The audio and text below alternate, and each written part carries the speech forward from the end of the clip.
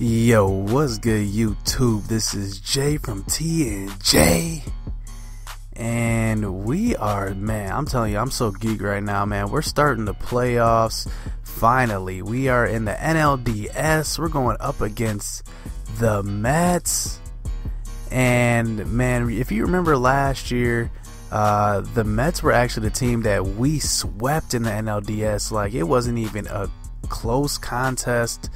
If you see here, this is what the World Series looks like. It looks like Seattle made it, the Yankees made it, Cleveland made it, and on our side it looks like Milwaukee made it, the Mets made it, and it looks like the Dodgers made it. So we're just gonna see who's gonna win this wild card spot.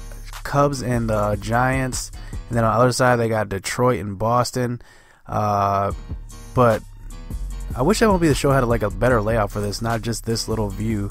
But let's just talk about the end of the season. It's funny, man, like the Cubs, they still made the playoffs, and especially since they had that collapse, they lost 8 straight at the end of the year, but they still ended up winning a lot of games. They ended up still winning 89 games. So I mean, not bad by them.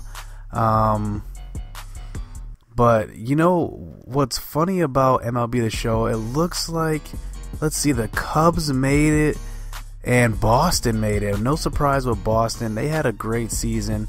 I'm surprised that the Yankees beat them out, man. The Yankees must have had a huge season, especially since they got Aaron Judge. They got all these guys. They got all these prospects that are coming up. Gary Sanchez, probably at this point, is the best catcher in the league, 2019. So you know what is crazy about this? Look at my playoff roster. So this is gonna be my playoff roster. But one thing that I didn't know about MLB The Show is that they don't exactly follow the standards of the MLB, because look at this, I can't add Brett Phillips to my active playoff roster because he wasn't on the team by September 1st, but on the active roster, on the 25-man MLB active roster. And that's bogus, because in real life, if you're on the 40-man roster, as long as you're on the 40-man roster by September 1st, then you're eligible for the playoffs. And this is telling me that my guys are eligible for the playoffs unless they were on the active 25-man roster by September 1st. So Jorge Flores is a perfect example of why this is a disadvantage.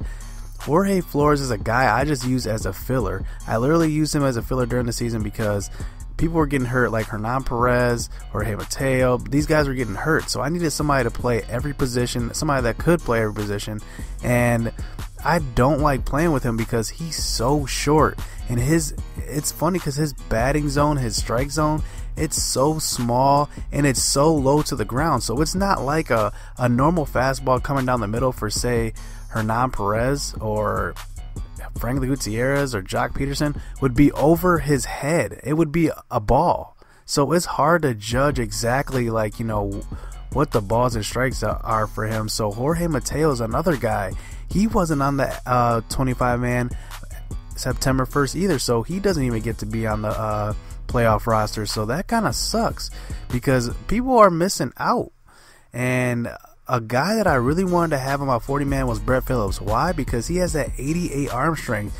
That would help me a lot in the playoffs, especially since he can also hit versus rights. He has, 75, 76 power versus rights, and that would help me out. And he's got 71 speed, which is pretty decent. So I don't have a lot of speed demons on my playoff roster because my speed demons were supposed to be Jorge Mateo and Hernan Perez, but Hernan Perez is hurt for another 3 to 4 weeks. Jorge Mateo, he can't be on the playoff roster, so that kind of sucks. But we do have good thing we have a good starting rotation.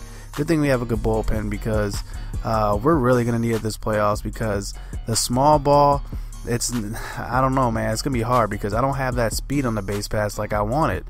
But Orlando Arcia is going to slot into that leadoff spot now. Even though he wasn't a leadoff hitter for me before, he's going to have to be that leadoff hitter now because, I mean, I don't have many options.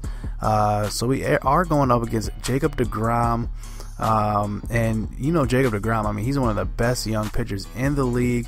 But here, what I'm going to do actually for my starting rotation, I'm going to move Josh Hader up to the second spot because he had a huge year. And I find that, he's at an advantage when pitching against guys. I mean, guys can't hit him. I don't know what it is. He only has 3 pitches, but guys just can't hit him. His whip, look at his whip. It's 112. He was killing this year. And so I decided to give him the start. Not the start, but the second spot in the rotation for the playoffs. Move Vince Velasquez down because Vince Velasquez kind of struggles when I pitch with him. And the one thing I worry about, every single pitcher has a flaw. Zach Davies, I like him, but he doesn't throw hard enough. That's a thing. Geronimo Reyes is a good pitcher, but he's young. He still gets hit a little bit. Vince Velasquez can get hit as well because he has a strikeout quirk, but he gives out a lot of hits. But we're going up against Jacob deGrom, man. Let's go, game 1.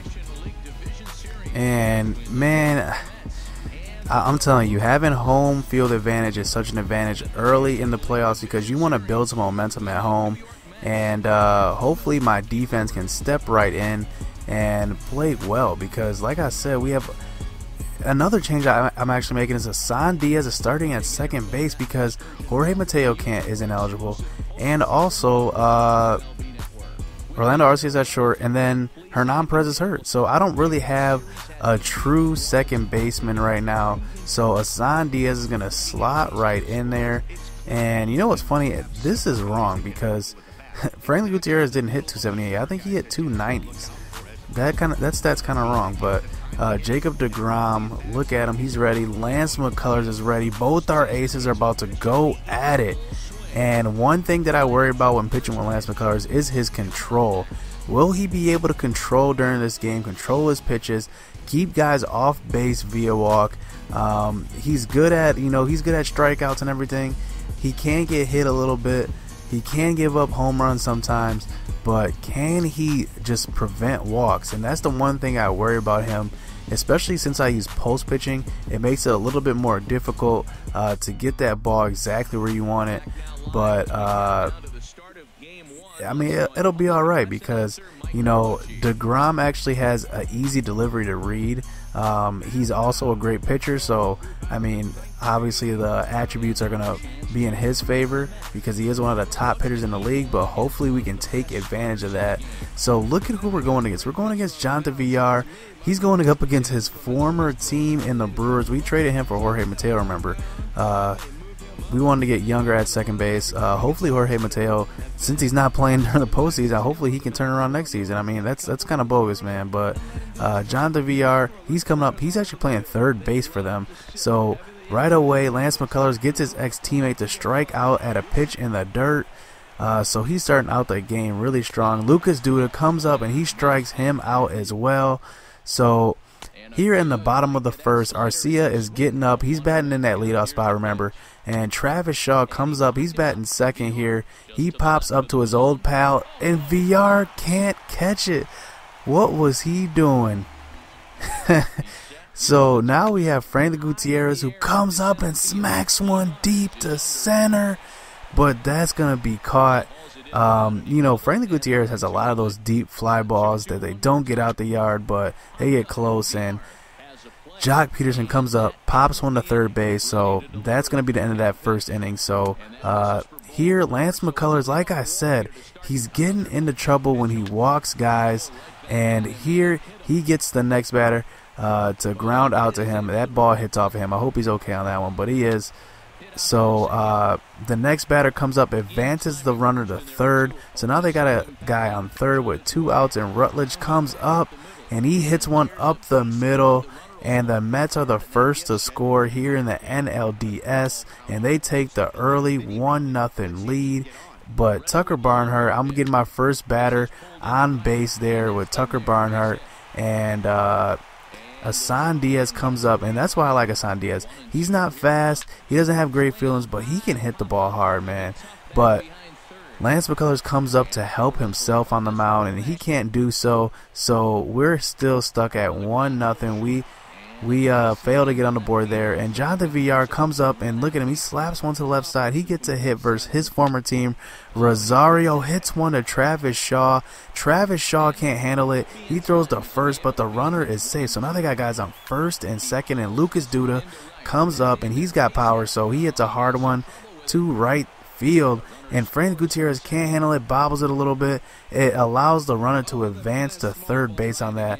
Villar is going to score anyway. He's got 98 speed, and here we go again. Lance McCullers is walking another guy, and the bases are going to be loaded. And look at this control issues that he's having. And this is what I was talking about. I mean, it's hard to control Lance McCullers. That's the only thing. Like, he's such a good pitcher, but it's hard to control. And here they're taking advantage. First the pass ball, or the wild pitch, I should say. Then a hit up the middle. So now the Mets have a 5-0 lead. And Lance McCullers, I forced him to pitch out of this because, I mean, unless he was going to give up another hit there, it wouldn't have really mattered. But Jock Peterson is going to come up. Now we're kind of getting later in the game.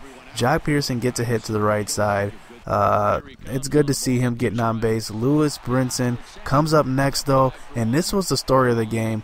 In the beginning of this game, I had a lot of runners on first base. Then the next batter would just ground into double play. I mean, this guy was unstoppable on the mound. DeGrom at getting our guys to ground out. I mean, he just, whenever he wanted to, he would just get us to ground out into double plays or hit these lazy fly balls all game. So, man, it was tough, but here Eric Thames gets the hit down the line, and Tucker Barnhart gets the hit down the opposite line. We're finally on the board here, and who would have thought Tucker Barnhart would be the first to drive a run in, and Hassan Diaz comes up next, hits one hard to the right side, and I actually had a huge lead at second, but Barnhart is still so slow. He can't get in to score on that one. That was a hard hit liner, but we bring in Paulo Orlando to pinch hit for the pitcher, and he's going to get a pitch right down the middle, but he's going to pop out to first. How do you pop out to first with a pitch right down the middle like that? But, man, I mean, it's just disappointing to this point. And Addison Reed comes into relief for the Mets, and they're kind of like cruising right now because they get the first batter, Arcia, to strike out. Travis Shaw comes up next, and he at least gets some good wood on that one. That one gets up the middle. So Travis Shaw, I mean, he's been one of our bright spots this game. I believe he went 2 for 3 in this game. And Frank Gutierrez comes up next, strikes out on a low slider. That was low out of the zone, but Jock Peterson comes up. I guess he doesn't have much. There's a swing and a drive, and everybody's just going to sit back and watch that one fly. A no-doubt home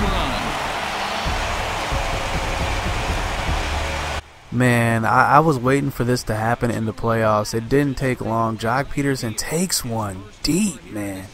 And, I mean, this is the kind of thing that we're going to need it from him, especially since we're not going to have a lot of base runners that, you know, have that speed on the base pass. So we're going to need some power from Jock Peterson, Eric Thames, and Frank Gutierrez right in the middle of our order. And Lewis Brinson, man. We're going to need Brinson. Brinson needs to step up a little bit. And here he is again, Lucas Duda. He hits away from the shift. I mean, that was a perfectly placed hit because you see how long it took Brinson to get over there. And Rutledge is going to come up next a couple batters later, and he's going to get a hold of one. He's going to hit one deep, and Jock Peterson's going to jump out the wall, but it's not going to be in his glove, as he's not going to get there in time. And Rutledge, just like that, extends the lead. And just when you thought we were going to come back, we were getting a couple runs back, they get a home run, stretch that lead 7-3. But Eric Thames showing his alley power here. He hits one into the right center gap. So Eric Thames, 2 doubles on the day. Hassan Diaz gets a low pitch there, and he gets a walk. So now we're showing signs of life. We got a guy on first and second. And you may be laughing, why are you bringing in Stuart Turner to pinch hit? Well, we didn't have anybody else because this whole game we've been using pinch hitters for our pitcher because we've been needing runs. And just like that, Stuart Turner hits a hard shot off the pitcher. and they bring in Fernando Salas. He's going to come in here late in the game to face Orlando Arcia, and Arcia hits a hard ground ball, and look at that. I'm telling you, defense wins championship. Defense wins in the playoffs, and that shows right there. That probably saved a run, maybe two. And here in the ninth inning, we're going to get Frank Gutierrez up to the plate, and he's going to pop out. So they only need one more out for a Game 1 victory to steal one on the road. And Jock Peterson swings at a bad pitch in the dirt. And the Mets get their revenge from last year's NLDS. They win Game 1 on the road. And even though we have 2 more hits than them, the pitching, man, the control really hurt us. So we're going to come back for Game 2. Hit subscribe, hit that like button. We'll be back for the next episode.